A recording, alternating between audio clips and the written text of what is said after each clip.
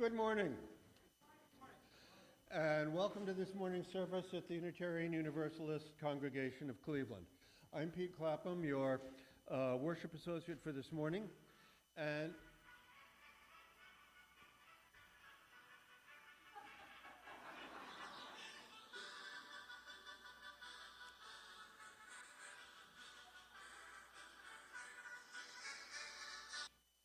enough said. Before I welcome everybody, a little bit of bookkeeping.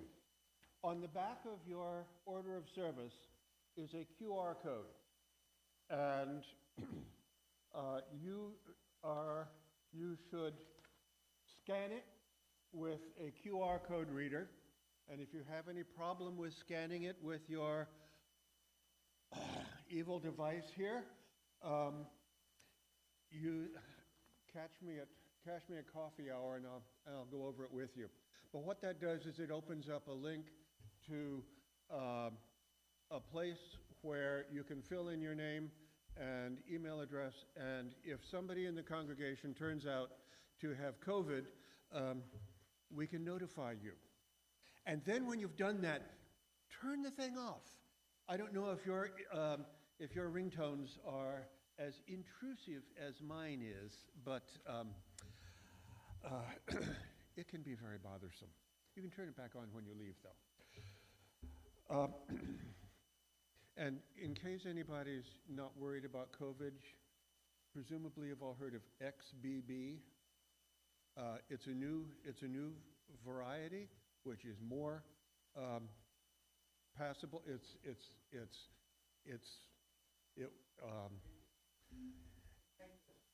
Yes, it's more of that. We don't know how bad it is, but COVID has not left us. Anyway, good morning. It's my pleasure to welcome all of you, including visitors, guests, and those who are checking us out to see if we meet your spiritual needs. And later in this morning's service, we're going to have a special welcome for new members. Wow. Anyway, and welcome also to those of you who are located in the void of cyberspace. Our faith is based in values, not dogma. And the preeminent value is almost certainly love. You're going to be hearing a lot about love in the next 6 weeks. It's an important value for us. But this morning, the important aspect of love is acceptance, and a recognition that we recognize and honor everybody in this room, regardless of things like race and ethnicity, gender identification and sexuality, religious background, political persuasion, age, marital status, weight. These factors may be very important to you as part of your self-image, but they don't affect your ability to act in a loving manner or to be loved in return. And as long as you are willing to accept others as they are and are open to being accepted as you are, then you belong here. So welcome everybody to our sacred space.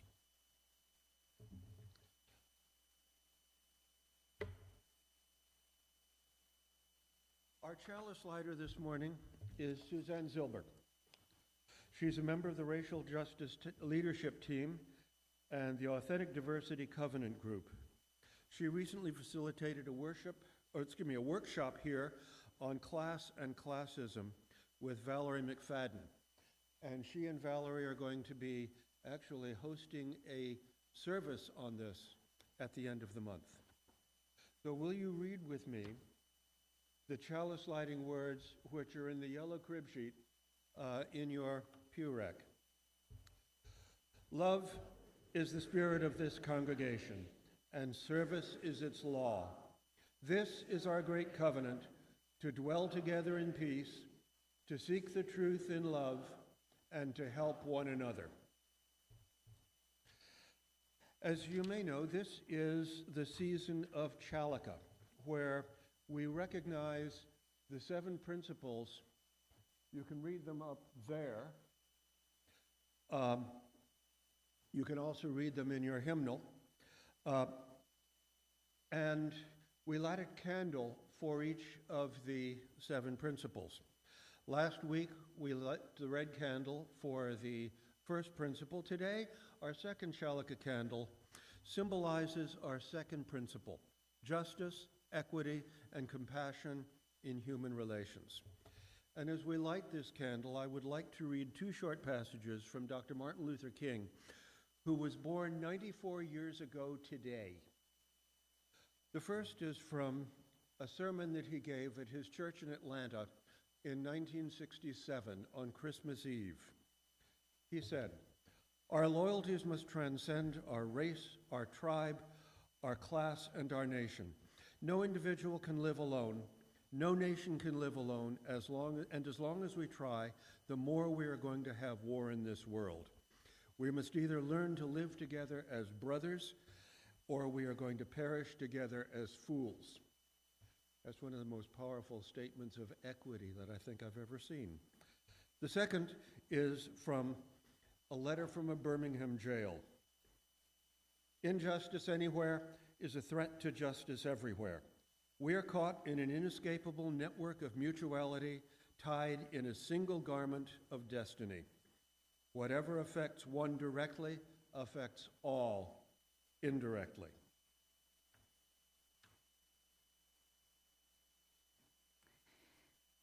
Thank you, Pete and Suzanne. Good morning. Wonderful to see you all here, whether you are here in person or online.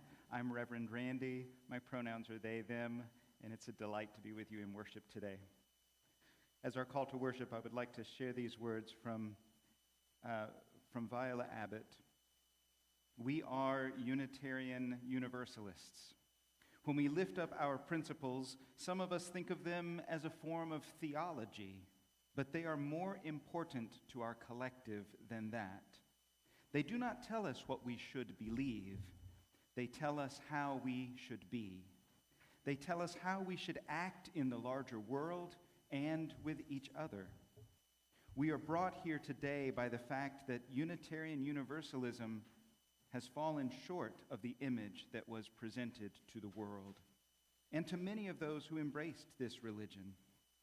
But we are also brought here today by the truth that Unitarian Universalism has shifted course to move toward a place of wholeness, a place that perhaps never existed before for us as a denomination.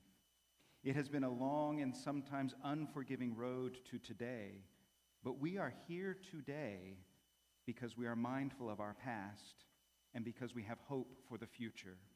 We want the practice of this faith to be a fulfilling manifestation of its promise. And therefore, let us open our hearts, seek new ways of understanding, and let us be in a spirit of worship together." We're going to take a moment to greet one another, and after that, we're going to sing hymn number 1008 in the teal hymnal, "When Our Heart is in a Holy Place." But before we do that, let's say good morning, and if you see somebody around you don't recognize, make a special effort to introduce yourself to those folks.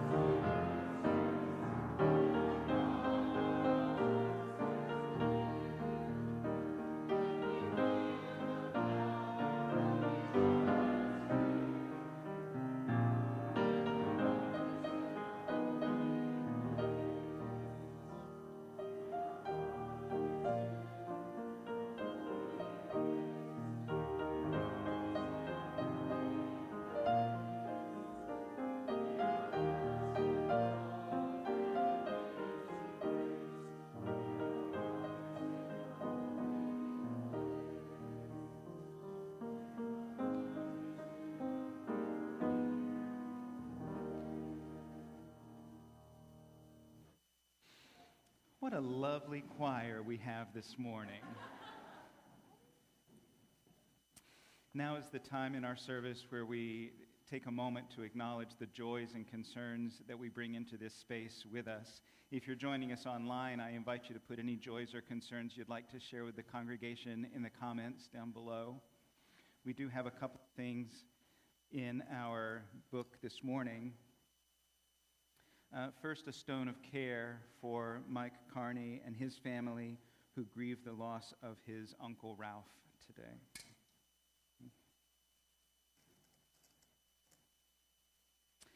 And a stone of celebration with Michael Keem and his family following a bone marrow biopsy confirming that he is in remission.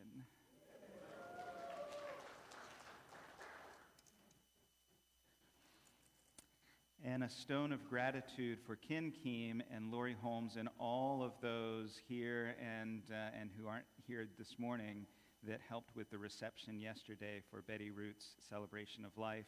The reception was just amazing, and I know a lot of hands went into making it that way. So gratitude all around for those of you that had a part in that.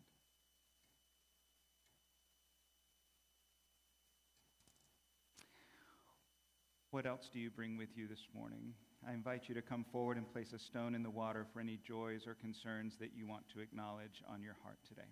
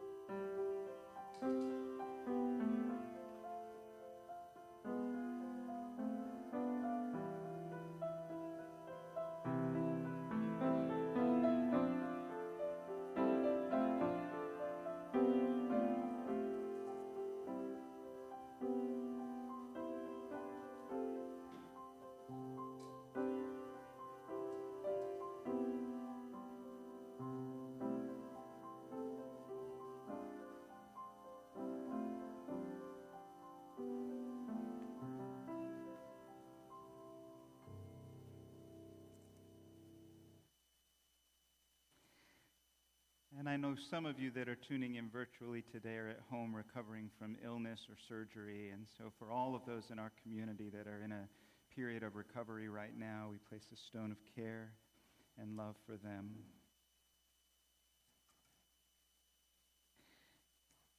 And a stone for any other joys or concerns that were shared online today.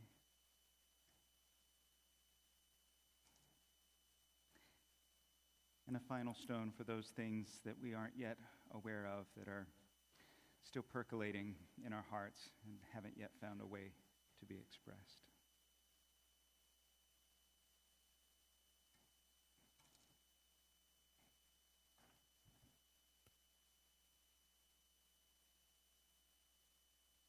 Well, good morning, everyone. Does anyone know what hello? Does anyone know what an Oort cloud is? You haven't heard this word before. It's definitely my favorite word from this week for sure. An Oort cloud, O-O-R-T, an Oort cloud. This is the gigantic ball. It's theorized, we're like 1,000,000,000% sure that this is the case, but it's pretty solid theory, that this is the large sort of cloudy sphere that is the furthest extent of the solar system. This is where comets come from. This is where we call them a trans-Neptunian object after Pluto got its demotion. So this is the Oort cloud. And I was doing some calculations to figure out size distances. So I'm actually going to need a few volunteers here to help me out sizing up the universe and its size. I need 4. 1, 2, 3, 4. Perfect. Wonderful. All right, Claudia, come on up here. You get to be the sun, right? Now, everyone in the back is going to love this because I had to, it was actually very tricky to find a dime. But on our framework here to try to create the size of the solar system, the sun, the center of the whole solar system, the center of everything that is keeping it together, a dime is about 1 millimeter thick. And on this scale, the sun is 1/10 of this size. I assume everyone in the back can see this very clearly, this dime. So Claudia, you can hold that up. So the sun is here. All right, so who wants to be the earth? I forgot my volunteers already. Who is here to be another one of my volunteers? Coming up and be the earth. And in this scale, you're going to be 10 centimeters away.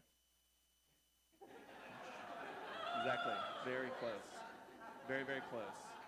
You can use your little pointy digit there to be the earth. So about 10 centimeters, about that distance. Over here at the end. Yeah. So that's the earth. I need this back stuff. Thank you. Okay. We call this 1 astronomical unit, the distance from the sun to the earth, because we have to measure things on very big scales. It gets a little complicated. So we have the earth. So how about like the next one that we might keep in mind? I'll get my little cheat sheet here. So we're going to do Jupiter now. So who wants to be Jupiter? Another hand. Perfect. Mark, come on up. Jupiter, if the earth is 10 centimeters away, you are 52 centimeters away, which puts us right about here. So you're Jupiter right there. Okay, we got it? So Jupiter, Earth, the sun. All right, now let's go really, really far. So I need Neptune. We had a Neptune out here. Someone, come on up. Come on, Cliff. We need a Neptune. Neptune is going to be really far away. Hold on to that at the sun. Yeah, Jupiter, you have to stay where you are. This is so crucial. All right. We are not quite there yet. And you are right about here. All right. Hold on there. I know I had to do these calculations. This is all in inches. It's a little complicated. Okay, so we have the sun, we have the earth, we have Jupiter, and now we have Neptune. This is the whole planetary solar system right here. But of course, we have more things in the solar system than just these. We have other things that are out there. Comets. Comets are some of the things that visit us at the very least from the furthest distances of space. So there are many of these, of course.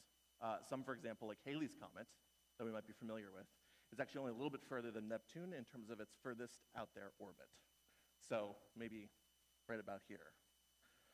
But I need one more volunteer to be our farthest in the probably Oort cloud distance person. Who wants to be that? You want to be this, Pat? All right, ready? Now, how far do you think past Cliff should we put Pat?